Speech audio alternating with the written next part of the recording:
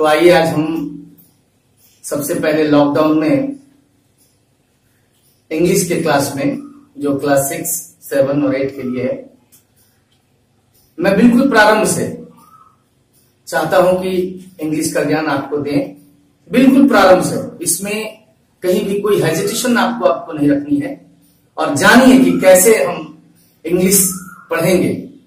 बहुत सारे बच्चों में एक कमी आती है कि वो इंग्लिश से भागते हैं, इंग्लिश से हेजिटेट होते हैं, बट नो, नहीं, ऐसा नहीं है। इंग्लिश अगर आप मन लगा देंगे पढ़ने में तो बहुत आसान। जितनी भाषा हमारी हिंदी टफ है, मुश्किल है, उससे कई गुना ज्यादा आसान है इंग्लिश। तो आइए हम सबसे पहले आपको इंग्लिश ग्रामर की ओर लिए चलते हैं। जैसे हम हिंदी पढ़ना प्रारंभ करते हैं तो हमें क्लास में मिस पढ़ाती हैं क, ख, ग, घ, अंग।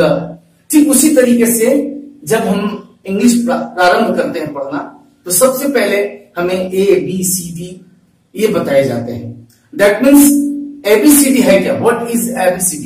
लेटर्स, जिसको हम लेटर कहते हैं, वो है क्या? एक्चुअली वो जानना सबसे पहले जरूरी है।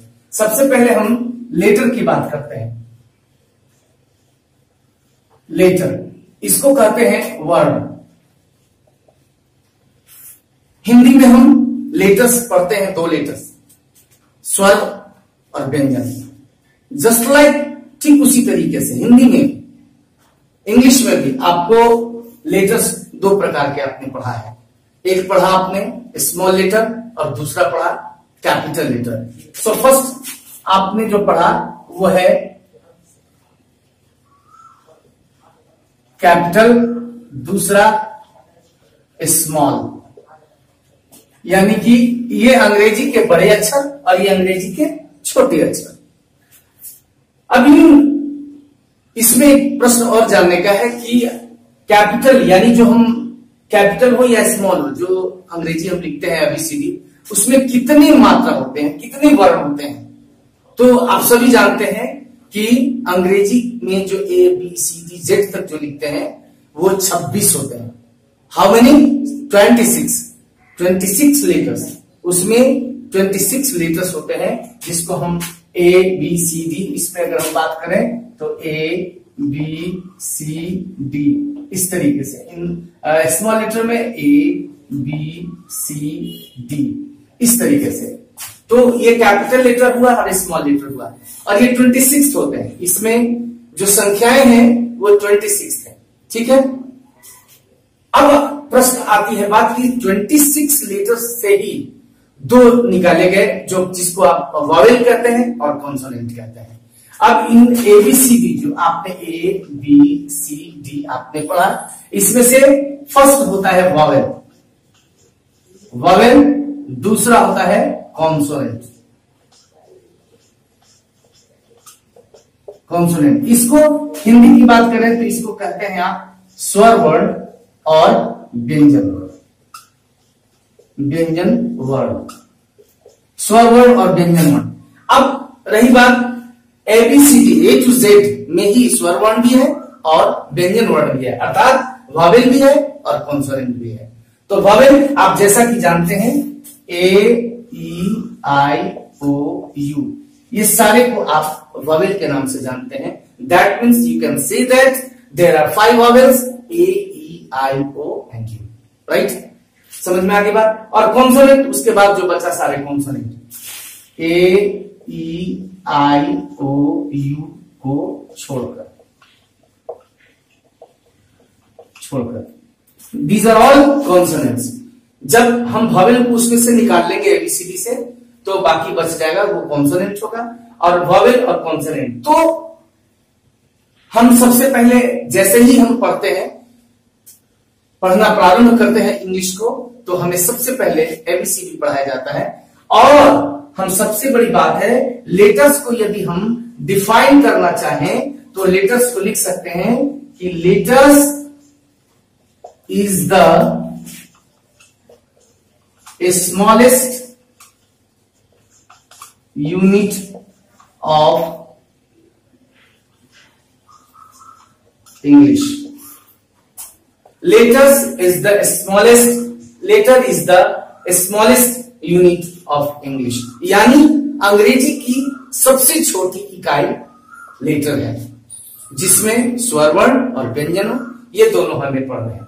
तो आपको इतना समझ में आया होगा कि लेटर जब हम प्रारंभ करते हैं अंग्रेजी पढ़ना, तो सबसे पहले हमारी जो पढ़ाई प्रारंभ होती है उसमें लेटर्स की बारी आती है, जिसमें A B C D, small letter, capital letter और स्मॉल लेटर दोनों को हम जानते हैं। क्योंकि जब हम आगे अंग्रेजी लिखते हैं तो जैसा कि सभी जानते हैं कि किसी भी स्टेटमेंट को सेंटेंस में लिखने से पहले फर्स्ट लेटर क्या होता है, कैपिटल लेटर होता है, बाकी हम स्मॉल लेटर को लिखते हैं। और नॉर्मली बाय द रूल नाम जितने भी नेम हैं, इन सारी चीजों को लिखने के लिए हम बड़े लेटर्स का ही प्रारंभ करते हैं। और तो लेटर्स पढ़ने के बाद हम उसमें जानना हमें जरूरी है कि वॉवेल क्या है, कॉन्सोनेंट क्या है। वॉवेल आप समझ चुके होंगे, ए ई आई ओ यू को वॉवेल कहते हैं, वॉवेल कहते हैं, स्वर वर्ण कहते हैं, और कॉन्सोनेंट को आप ए ई आई ओ यू को छोड़कर बाकी जितने बचते हैं वो कॉन्सोनेंट्स है। लेटर्स की बात जहां तक हम करते हैं तो लेटर्स है क्या, what is letter? Letter is the smallest unit of English. तो आप इतना तक समझ चुके होंगे। कोई अगर आपको प्रॉब्लम होगी तो आप हमसे कांटेक्ट कर बात कर सकते हैं। तो चलिए हम पहले इसको आप अपने कॉपी पर शेयर कर लें, उसके बाद फिर हम इसके बाद वाली पढ़ाई की हमको लेकर चलेंगे कि लेटर के बाद फिर हम क्या पढ़ते हैं। जब हम अपने नर्सरी एलकेजी में मम्मी पापा हमें एडमिशन लेकर के देते हैं तो हम सबसे पहले हमारी मिस टीचर्स जो पढ़ाते हैं वो लेटर्स पढ़ाते हैं। लेटर्स के बाद कौन सी चीज हम पढ़ते हैं, चलिए आइए हम अगले पेज में पढ़ते हैं। देखिए सौरभ जी, तो चलिए आइए आगे हम चलते हैं।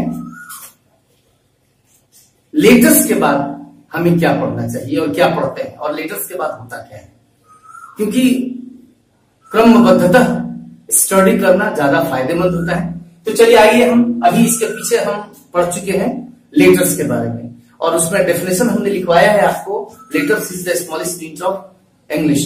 इसको आप याद कीजिएगा, ये मेरी तरफ से आपका होमवर्क भी रहेगा। चलिए हम आते हैं, पढ़ते हैं। लेटर्स के बाद क्या होता है, जब हम एबीसीडी सीख लेते हैं तो क्लास में हमें क्या सिखाया जाता है, उन लेटर्स को जोड़कर वर्ड बनाना। तो सेकंड क्लासेस जो हमारा है वर्ड, वर्ड का मतलब क्या होता है, शब्द। वर्ड का मतलब क्या होता है, शब्द। अब शब्द बनता कैसे, शब्द है क्या, व्हाट इज वर्ड, वर्ड शब्द क्या है।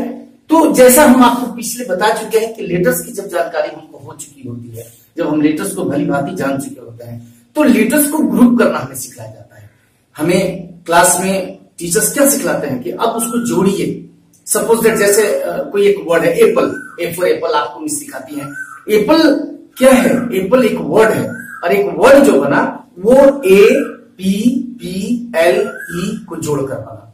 तो दैट मीन्स वर्ड्स क्या हुआ, वर्ड्स क्या हुआ, इसको फिर से समझिए। वर्ड्स जो हुआ सारे लेटर्स को जोड़ करके बना हुआ, जब उसका एक ग्रुप बनता है उसको हम वर्ड कहते हैं, शब्द कहते हैं हिंदी में। इसका डिफिनेशन आप ऐसे लिख सकते हैं, a word is a group of letters which has complete meaning। यानी कि जब हम वर्णों को जोड़ते हैं, एक एक वर्ण जोड़ करके जब एक हम शब्द का निर्माण करते हैं, वो भी शब्द कैसा, ये भी गौर करने की बात है। वो शब्द कैसा होना चाहिए, ऐसा नहीं कि MOL मोल क्या होता है, there is no any meaning of MOL। तो वर्ण को मिलाने के बाद, लेटर्स को मिलाने के बाद उसका मीनिंग होना चाहिए। That's why I have written here a word is a group of letters which has complete meaning. Yes, complete meaning, उसका कोई सार्थक मीनिंग होगा, अर्थ होगा, तभी वो शब्द बन सकता है, अदरवाइज वो शब्द नहीं होगा। शब्द होगा बट लेकिन that is not right word, वो नहीं है हम कह सकते हैं। तो a word is a group of letters which has complete meaning. अब कैसे, इसको थोड़ा गौर कीजिएगा। हम पीछे लेटर्स में पढ़े A B C D all are letters, ठीक है। अब हम एक वर्ड बनाते हैं जैसे suppose that book is a word, BOOK, book is a word, ये बना कैसे, कैसे बना ये बुक वर्ड बना कैसे? तो इसको बनाने के लिए हमने BOOK, जब इतने लेटर्स को हमने जोड़ा, जब इतने लेटर्स का ग्रुप बनाया, आफ्टर दैट बुक हमारा एक वर्ड बना और वो भी मीनिंगफुल बना। इसका मतलब होता है बुक मीन्स पुस्तक, किताब। और आप इस तरह से वर्ड्स को जब जोड़ते, लेटर्स को जोड़ते हैं तो एक वर्ड्स का निर्माण होता है। So you can say that a word is a group of letters which has complete meaning. बात समझ में आ रही है? बात समझ में आ रही है? ठीक है। तो शब्द क्या है आप ये भली भांति जान गए। सबसे पहला हमारा जो चैप्टर था वो था लेटर्स, उसके बाद हम क्या पढ़ते हैं? वर्ड। अब वर्ड के बाद क्या पढ़ते हैं ये भी आप जान लीजिए। वर्ड के बाद जो पढ़ते हैं वो सेंटेंस पढ़ते हैं। सेंटेंस, सेंटेंस का मतलब क्या होता है? वाक्य, वाक्य। अब हम लेटर से क्या बनाए? शब्द बना दिए। अब हम वाक्य कैसे बनाएंगे? तो शब्द के बाद ही वाक्य बनता है। जिस प्रकार से लेटर्स को जोड़कर एक शब्द का निर्माण हुआ, उसी तरीके से शब्द को जोड़ करके एक वाक्य का निर्माण होता है। सो यू कैन राइट, आप लिख सकते हैं क्या? ए सेंटेंस is a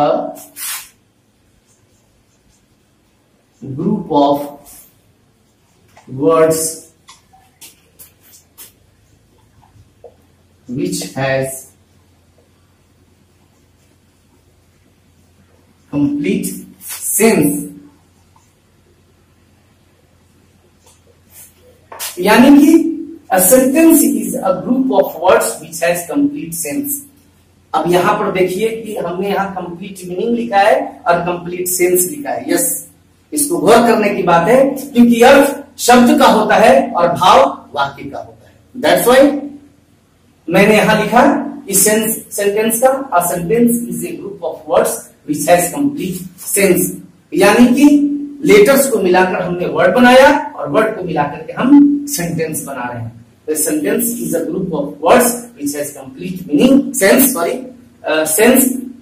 अब हम देखिए, हम यहाँ पर अब इसको प्रूफ करते हैं। कैसे होगा? कहते हैं यहाँ पर हमने कहा कि लेटर्स को मिला करके हम वर्ड बनाए, तो हमने बनाया। अब यहाँ पर हम देखिए वर्ड्स को मिला करके हम सेंटेंस कैसे बनाते हैं, गौर कीजिएगा। लिखते हैं Ram is a good boy, right? अब be careful, Ram is a word, is a word, good is a word, boy is a word.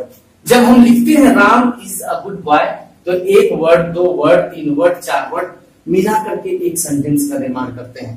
तो इस प्रकार से एक सेंटेंस के निर्माण में पूरे वर्ड्स का को ग्रुप बनाया जाता है, तब एक सेंटेंस का निर्माण होता है। तो आप लेटर समझ गए, वर्ड समझ गए और सेंटेंस समझ गए। इस प्रकार से तीनों का मैंने डेफिनेशन लिखवाया है। ये तीनों आपको याद करना जरूरी है। हम इसलिए इसको बता रहे हैं कि आपको फिर अंग्रेजी पढ़ने में कठिनाई नहीं होगी। और हम इसके बाद आपको ट्रांसलेशन की दुनिया में ले चलेंगे, ट्रांसलेशन पढ़ाएंगे। लेकिन उसके पहले हम थोड़ा सा इंट्रोडक्शन आपको बता देना चाहते हैं कि ताकि आपको अंग्रेजी आसान लगे पढ़ने में, थोड़ा सा भी हेजिटेशन नहीं है। तो आपका होमवर्क आज आपने पढ़ा, और आइए हम होमवर्क की तरफ चलते हैं। आज का आपका होमवर्क है learn the definition of letter, words and sentence, and second write 5 words and make sentences. इसको आपको बनाना है और हम व्हाट्सएप से सबकी होमवर्क को जांचेंगे, और जिसका नहीं मिलेगा हम पनिशमेंट करेंगे। इसलिए बी केयरफुल, ध्यान लगा के पढ़िए, ध्यान से पढ़िए, ध्यान से नोट डाउन कीजिए और उसको याद कीजिए। Thank you, best of luck.